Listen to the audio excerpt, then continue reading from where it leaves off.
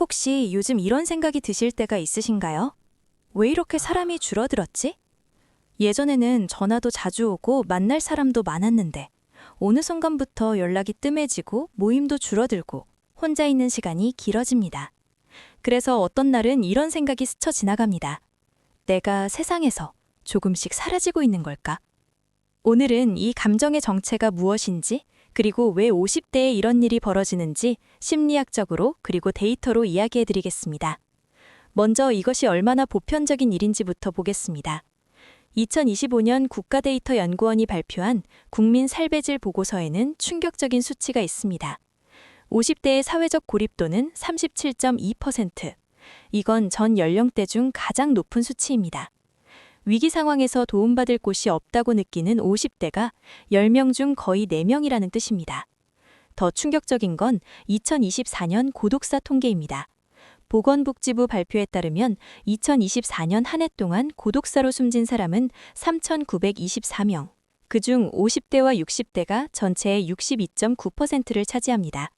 그리고 그중 압도적 다수가 남성입니다. 이제 고독사는 더 이상 고령층만의 문제가 아닙니다.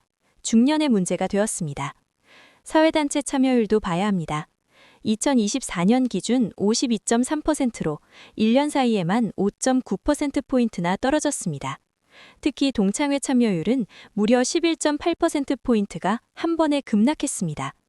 우리가 개인적으로 느끼는 그 단절감은 사실 매우 사회적인 현상이었던 겁니다. 한 사람의 이야기를 해보겠습니다. 김성호 씨는 올해 53세입니다. 20년 넘게 같은 회사를 다녔고 두 아이를 키우며 평범한 가장으로 살아왔습니다. 40대까지만 해도 그의 인간관계는 꽤 넓었습니다. 회사 동료들과 자주 만나고 대학 친구들과 술자리도 있었고 동창 모임도 빠지지 않았습니다. 그런데 50대가 되자 이상한 변화가 시작됐습니다. 친구들을 만나면 대화가 이런 식이었습니다. 너 아직 회사 다니냐? 연봉은 요즘 얼마야? 애들은 어디 대학 갔어? 예전에는 그냥 웃고 넘겼던 질문들이 어느 순간부터 마음에 걸리기 시작했습니다. 그래서 그는 조금씩 모임을 피하기 시작했습니다. 요즘 일이 좀 바쁘다. 다음에 꼭 나가겠다. 그렇게 한 번, 두 번 미루다 보니 어느 순간 연락 오는 사람도 점점 줄었습니다. 그리고 그는 문득 이런 생각을 했습니다.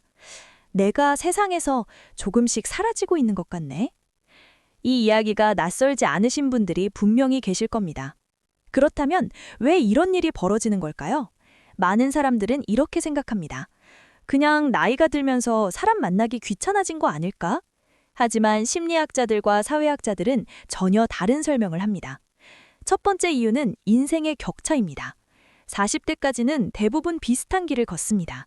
비슷한 시기에 취업하고 결혼하고 아이를 키웁니다. 하지만 50대가 되면 상황이 급격히 달라집니다. 누군가는 임원이 되고 누군가는 명예퇴직을 했습니다. 누군가는 사업에 성공하고 누군가는 실패를 겪습니다. 같은 나이인데 삶의 격차는 너무나 크게 벌어집니다. 그래서 친구를 만나도 겉으로는 웃고 있지만 속에서는 서로를 비교하게 됩니다. 심리학에서는 이것을 사회적 비교 불안이라고 부릅니다. 그리고 이 불안을 피하는 가장 쉬운 방법이 바로 안 나가는 것입니다. 두 번째 이유는 직장에서 시작됩니다. 한국 사회에서 많은 중년 남성의 정체성은 직장을 중심으로 만들어집니다. 하지만 50대가 되면 직장에서의 위치가 흔들리기 시작합니다. 후배들이 팀장이 되고 어린 상사가 생기기도 합니다. 회의에서 자신의 의견이 예전만큼 중요하게 다뤄지지 않습니다. 그리고 어느 순간 이 말을 듣게 됩니다. 이제 젊은 사람들이 해야죠. 그 말을 듣는 순간 많은 사람들이 비슷한 감정을 느낍니다. 내 시대가 끝나고 있구나. 세 번째 이유는 가정에서의 소외감입니다. 아이들은 이미 각자의 삶이 있고 배우자도 예전처럼 남편에게 의존하지 않습니다. 어느 날 저녁 거실에 앉아 있는데 가족들이 각자 휴대폰을 보고 있습니다. 그 순간 많은 중년들이 이런 생각을 합니다. 내가 없어도 이 집은 잘 돌아가는 것 같다. 이 감정이 반복되면 사람은 점점 말수가 줄어들고 자신도 모르게 사람들과 거리를 두기 시작합니다. 전문가들은 이것을 역할 상실 증후군이라고 부릅니다. 아버지로서, 직장인으로서, 가장으로서의 역할이 동시에 흔들리는 시기에 나타나는 심리적 반응입니다. 그런데 여기서 중요한 시각의 전환이 필요합니다. 중년 이후의 인간관계는 줄어드는 것이 아닙니다. 형태가 바뀌는 것입니다. 젊었을 때의 인간관계는 환경이 만들어줍니다. 학교, 회사, 조직, 동호회. 우리가 선택하지 않아도 자연스럽게 사람이 모이는 구조였습니다. 하지만 50대 이후의 인간관계는 이제 스스로 선택하는 관계가 됩니다. 사회심리학자 로라 카스텐슨의 사회 정서적 선택 이론이 있습니다. 사람은 나이가 들수록 많은 관계보다 의미 있는 관계를 선호하게 된다는 이론입니다.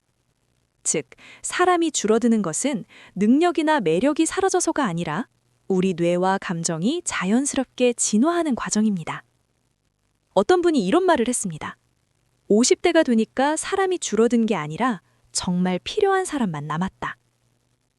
문제는 그 진짜 사람들과의 연결을 우리가 스스로 끊어버리고 있다는 점입니다.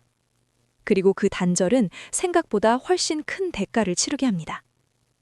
하버드 의대의 80년 장기 연구에 따르면 노령의 건강과 행복을 가장 강력하게 예측하는 요소는 재산도, 명예도, 건강 상태도 아니었습니다. 바로 관계의 질이었습니다. 그렇다면 우리는 무엇을 할 수 있을까요? 거창한 것은 필요하지 않습니다. 오늘 딱 한 가지만 해보셔도 좋겠습니다. 오랫동안 연락하지 않았던 한 사람에게 짧은 메시지를 보내는 것입니다. 잘 지내냐? 그 한 문장이 생각보다 많은 것을 다시 이어줄 수 있습니다. 그리고 조금 더 나아가고 싶다면 3가지를 기억해 주세요. 첫째, 비교하는 자리를 줄이고 공감하는 자리를 늘리세요. 나이가 같다고 같은 기준으로 볼 필요가 없습니다. 지금 서로 어떤 감정인지 그것만 나눠도 충분히 깊은 관계가 됩니다. 둘째, 새로운 공동체를 작게 시작하세요. 동창회나 직장 모임이 불편하다면 취미 기반의 소규모 모임이 훨씬 편합니다. 등산, 독서, 요리, 악기. 공통 관심사는 비교를 줄여줍니다. 셋째, 먼저 연락하는 사람이 되세요. 연락이 오기를 기다리는 50대가 너무 많습니다. 그 기다림은 서로를 조용히 멀어지게 합니다. 우리는 조용히 사라지기 위해 살아온 것이 아닙니다. 어쩌면 지금은 사라지는 시기가 아니라 삶의 관계를 다시 설계하는 시기일지도 모릅니다. 그리고 그 시작은 생각보다 아주 작은 곳에서 시작됩니다. 오늘 이 영상이 조금이라도 마음에 닿으셨다면 댓글에 오늘 연락할 사람 1명 떠올랐다 라고 남겨주세요. 그 한 줄이 같은 시간을 보내고 있는 누군가에게 작은 위로가 될 수 있습니다. 사람이 줄어드는 것 같아 불안했던 그 감정, 사실 당신만 느끼는 게 아닙니다.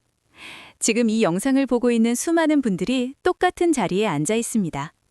그리고 혹시 지금 이 순간 누군가의 얼굴이 떠오르셨다면 오늘 꼭 연락해 보세요. 잘 지내냐? 그 한마디면 충분합니다. 당신은 절대 혼자가 아닙니다. 앞으로도 중년의 마음을 깊이 들여다보는 심리 이야기 계속 들려드리겠습니다. 감사합니다.